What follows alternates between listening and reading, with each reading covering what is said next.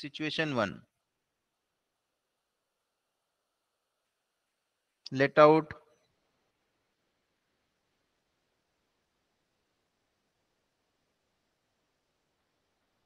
throughout the year. GAV equals to higher of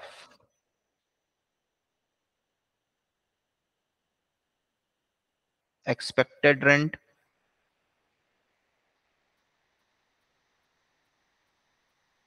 actual rent.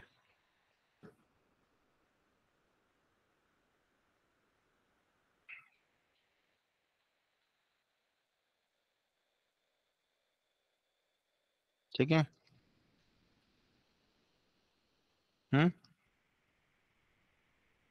अब expected कैसे आएगा?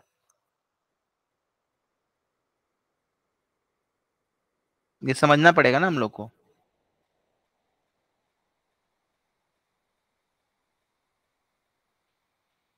Higher of gross municipal value और fair rent, but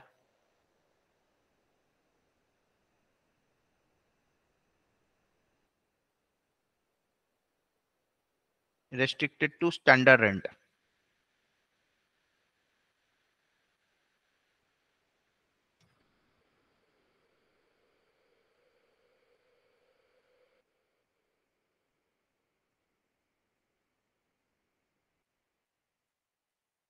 और actual rent आएगा annual rent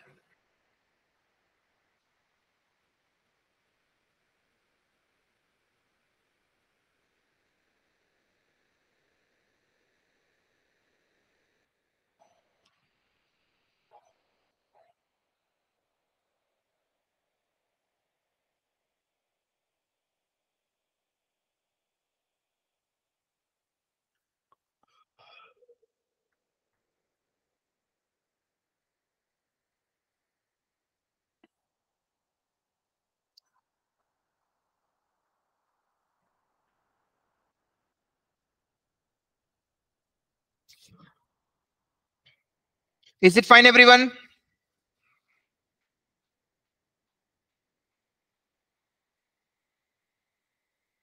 suppose करो ये 90K है और ये 1 लाख है, तो जीएवी क्या होगा? बात समझ में आ रही है? हाँ या ना?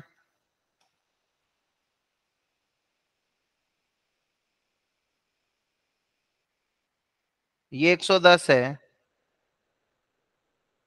ये 105 है और ये 90 है. What is gross municipal value?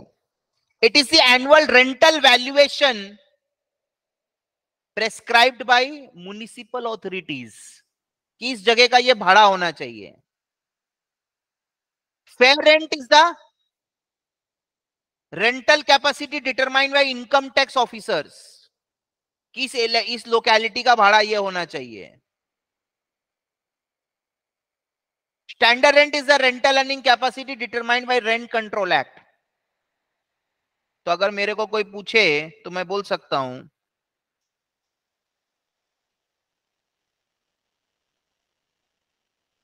Rental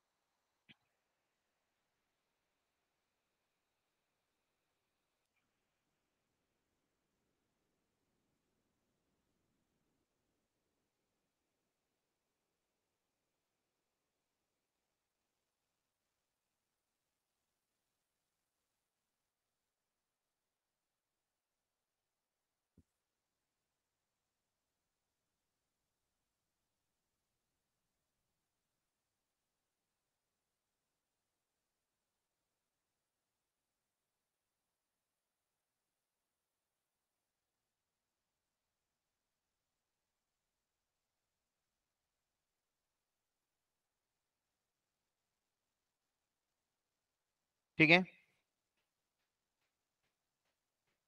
तो इस प्रॉपर्टी का क्या भाड़ा होना चाहिए? खाली म्युनिसिपल अथॉरिटी का बात सुनने से नहीं होगा, इनकम टैक्स ऑफिसर का भी बात सुनने से नहीं होगा, और रेंट कंट्रोल एक्ट का भी खाली बात सुनने से नहीं होगा। प्रॉपर्टी को जब अपन भाड़ा में देते हैं, इन तीनों का बहुत बड़ा रोल है। म्युनिसिपल वैल्यूएशन पे प्रॉपर्टी टैक्स लगता है। अगर कोई लैंडलॉर्ड भाड़ा एक्सेप्ट नहीं करता है टेनेंट का, सपोज करो मैं लैंडलॉर्ड हूं, मैंने टेनेंट को बोला प्रॉपर्टी खाली करो, टेनेंट बोलता मैं नहीं करूंगा, और लैंडलॉर्ड भाड़ा भी एक्सेप्ट नहीं कर रहा है, इसका मतलब क्या है? कि लैंडलॉर्ड जब भाड़ा एक्सेप्ट नहीं कर रहा तो कल को वो कोर्ट में प्रूफ कर देगा कि बिना भाड़ा के रह रहा है, इसको निकालो यहां से। इसीलिए टेनेंट क्या करता है, रेंट कंट्रोल एक्ट के तहत भाड़ा जमा देता रहता है। हम लोग के साथ भी ऐसा हुआ था, हम लोगों को बोला घर से निकलो, इतनी बड़ी फैमिली कहां जाएंगे, तो हम लोगों ने क्या किया, क्या किया हम लोगों ने रेंट कंट्रोल एक्ट में भाड़ा देने लगे हम लोग। तो हमारा भाड़ा हर महीना जमा होने लगा। हमारा लॉयर बोला अब रेंट कंट्रोल एक्ट में भाड़ा जमा दीजिए। कम से कम लैंडलॉर्ड हम पे ये तो केस नहीं कर पाएगा कि हम भाड़ा नहीं दे रहे हैं। लैंडलॉर्ड चाहे तो उसको रिक्लेम करा सकता है रेंट कंट्रोल एक्ट के से। तो इस प्रॉपर्टी का क्या भाड़ा हो, क्योंकि बहुत इंपॉर्टेंट है ये। लोग क्या करेंगे, टैक्स बचाने का चक्कर में 50,000 रुपया प्रॉपर्टी का भाड़ा होना चाहिए, बोले 20,000 कैश में दे दे, 30,000 अकाउंट में दे दे। कम भाड़ा अकाउंट में लेगा, उतना ही इनकम रिपोर्ट करेगा, कम टैक्स लगेगा। इसीलिए चिंता मत करो, even if you suppress rent, तुम रेंटल इनकम जानबूझ के कम दिखाओ, कोई दिक्कत नहीं है।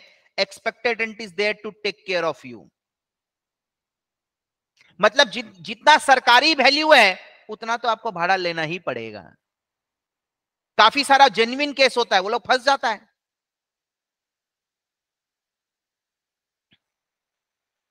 गवर्नमेंट के बुक्स में इस एरिया का भाड़ा अच्छा खासा होना चाहिए, बट उस एरिया में ऐसा कोई घटना घट गया था तो लोग अब उतना भाड़ा नहीं देना चाहते, उस एरिया में रहना नहीं चाहते हैं।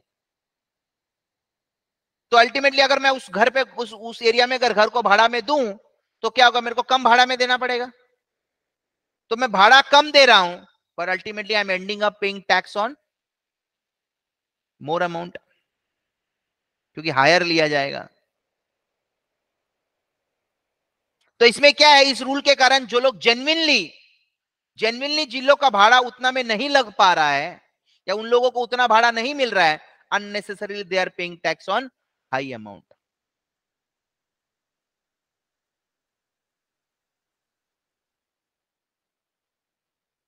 लॉ को जब समझ के करोगे ना, रट तो कब सभी सकते हैं। क्यों हायर बोला गया है यहां पे, दिस इज मेन इंपॉर्टेंट। क्योंकि लोग रेंटल इनकम को सप्रेस करके दिखाते हैं, तो गवर्नमेंट को टैक्स का नुकसान हो जाएगा। इसलिए गवर्नमेंट क्या बोला, दिखाओ जितना कम मर्जी दिखाओ, हमको क्या फर्क पड़ता है। एक्सपेक्टेड रेंट तो कम से कम आपको उतना तो टैक्स देना ही पड़ेगा। और एक्सपेक्टेड में भी तीनों सरकार का बात सुन लिया, बोला फेयर रेंट और म्युनिसिपल वैल्यू में जो हायर होगा वो, लेकिन स्टैंडर्ड रेंट से ज्यादा नहीं होना चाहिए, स्टैंडर्ड रेंट से कम हो सकता है। ये दोनों का जो हायर है वो स्टैंडर्ड रेंट से कम हो सकता है, बट ज्यादा नहीं हो सकता। तो यहां पे ज्यादा था, हायर 110, 90 से ज्यादा है तो 90 ही लेंगे एक्सपेक्टेड रेंट। अब ये 9 रुपया महीना, सपोज करो 9 रुपया छोड़ो, 10 रुपया महीना पर मंथ, तो पूरा साल का 1,20,000।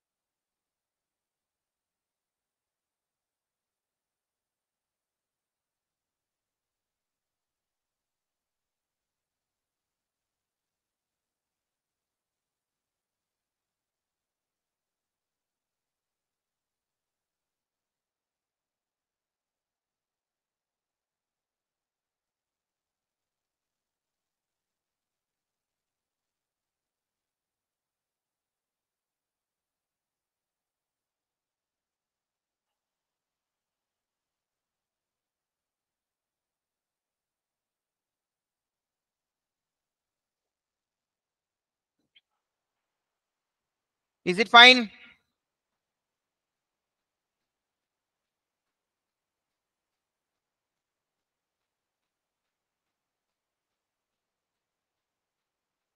हाँ, तो 10 रुपए महीने के हिसाब से भाड़ा कितना हुआ? 120। 2 महीना का भाड़ा नहीं मिला, मतलब 20 रुपया। एक्चुअल आ गया 100। तो 90 और 100 में हायर क्या है? 100 is GAV। Now what is this unrealised rent? Unrealised rent क्या होता है? अनरियलाइज्ड रेंट क्या होता है बोलो? जो नहीं मिला। तो अनरियलाइज्ड नहीं मिला मतलब उस पोर्शन पे मैं टैक्स नहीं दूंगा। सपोज करो 50,000 रुपए महीना भाड़ा है, मैंने बोला कि 1 महीने का भाड़ा नहीं मिला। ऐसे कैसे नहीं मिला? हाउ?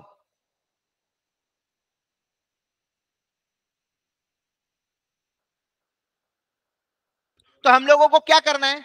रूल 4 बोल के है, उसका कंडीशंस को सेटिस्फाई करना पड़ेगा। बोले अगर ये सारा कंडीशन सेटिस्फाई हो गया, इसका मतलब आप अनरियलाइज रेंट पे टैक्स नहीं देंगे। सबसे पहला बोला टेनेंसी बोनाफाइड होना चाहिए, genuine in nature, good faith, coercion, under influence नहीं होना चाहिए। आप लोग इंडियन कॉन्ट्रैक्ट एक्ट में पढ़े हैं। जो भी डिफॉल्टिंग टेनेंट है वो प्रॉपर्टी खाली कर चुका है,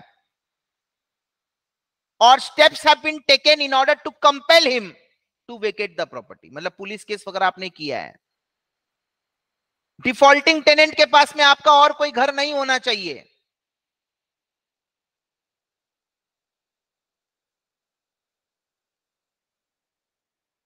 राइट? और केस किया है मैंने, legal proceedings have been carried out. Is it fine? मैं सब लिखवाऊंगा, चिंता मत करो।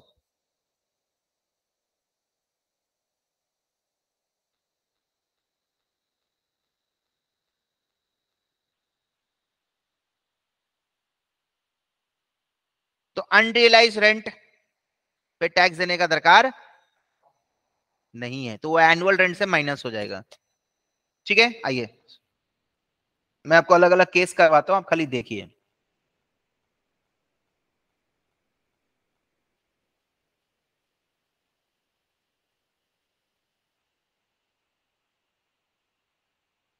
ये वाला कॉपी हो गया?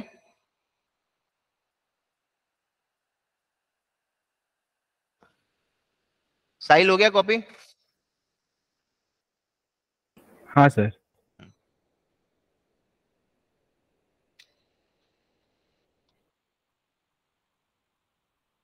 Gross municipal value, fair rent, standard rent, actual rent question में दे दिया, ठीक है।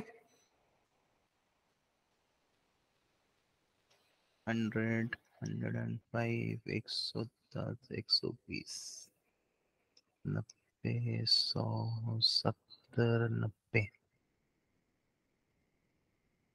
और 110, 80।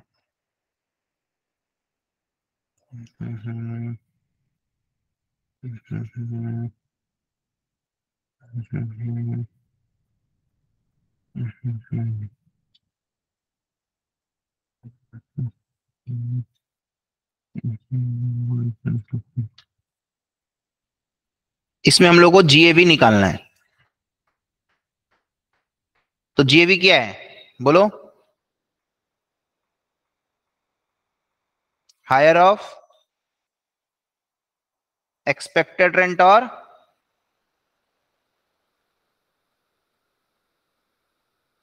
Actual rent.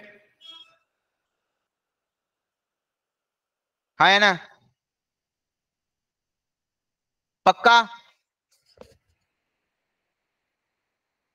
तो सबसे पहले सबका एक्सपेक्टेड रेंट निकालो, बोलो क्या होगा? 100, 105 में हायर क्या है? 105। 105, लेकिन 110 से ज्यादा नहीं होना चाहिए, कम हो सकता है, तो 105। 90 और 100 में हायर क्या है? 100, बट रेस्ट्रिक्टेड टू 70। 120 और 100 में हायर क्या है? 120, बट रेस्ट्रिक्टेड टू 120, 120 में हायर 120 सकता है तो 120 ले लेंगे। 140 और 150 में हायर 150, तो कितना लेंगे 150, क्योंकि 170 से ज्यादा नहीं हो सकता, कम हो सकता है। एक्चुअल रेंट आपको मालूम है 120, 90, 80, 130, 130।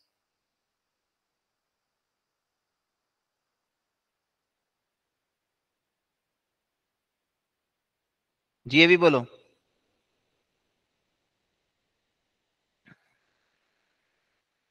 हायर होगा ना 120। सर केस 3 में 100 होगा ना, 110 होगा या?